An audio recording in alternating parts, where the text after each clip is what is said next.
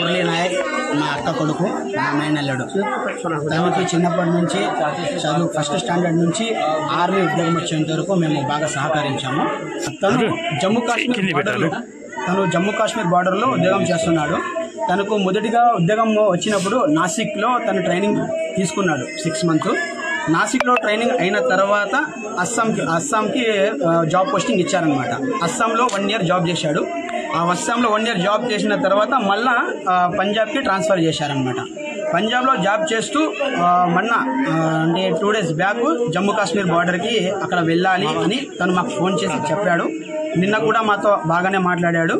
తను ఒకటే, ఈ ఉద్యోగం వద్దురా అన్నా కూడా తను ఒకటే మాట అన్నాడు, చస్తే నేను దేశం కోసం చేస్తాను, నేను చచ్చిపోయినప్పుడు నా బాడీ మీద భారతదేశపు జెండా కప్పాలి అని ఫస్ట్ నుంచే తను ఈ మాట వాళ్ళ అమ్మ నాన్నకు చెప్పాడు. వాళ్ళ అమ్మ వాళ్ళ నాన్న ఎంత ఫోకస్ చేసినా ఈ ఉద్యోగం వద్దురా, మనకి ఏదో కూలీ నాలి చేసుకొని బతుకుందాము అని అన్నారు. మా అక్క మా మావ ఒక చిన్న బీద ఫ్యామిలీ సార్. వాళ్ళు కూలీ నాలి చేసుకునే వాళ్ళు. అలాంటి కొడుకు ఒక ఉద్యోగంలో వెళ్ళి వాళ్ళని బాగా చూసుకునే వాళ్ళు ఒక కొడుకు ఉద్యోగంలో ఉండి వాళ్ళను చూస్తూ సాక్కునేవాడు.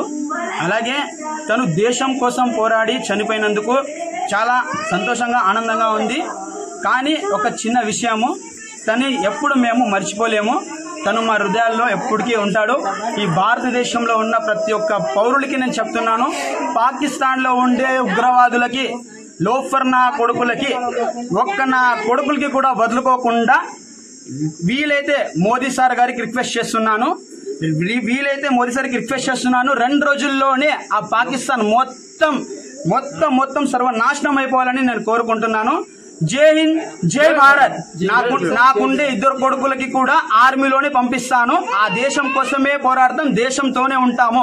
పాకిస్తాన్ నా కొడుకులకి తరిమి కొట్టాలి, నా కొడుకులకి సర్వనాశనం